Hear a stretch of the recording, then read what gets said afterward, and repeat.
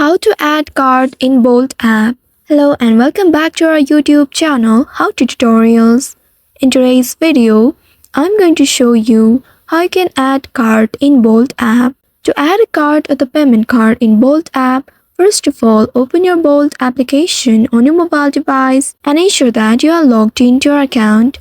Once logged in, you will land on this homepage.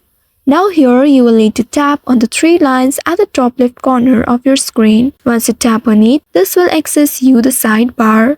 Now from this menu, you will need to select the payments option. Simply tap on payment and this will take you to a new page.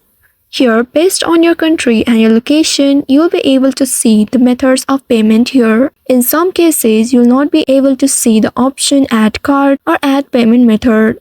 In that case, you will need to deal it with cash. Here in my case, I am able to see add payment method at the very bottom. If you see this option, simply tap on it and then a pop-up will appear at the very bottom. Here you will need to select one of these options based on your preference.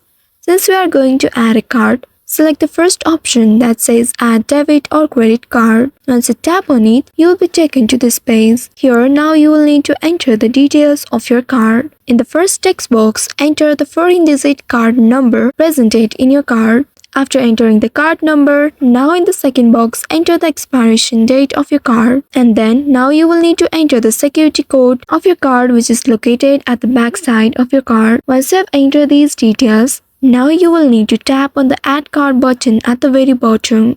Make sure to enter all the credentials correctly here.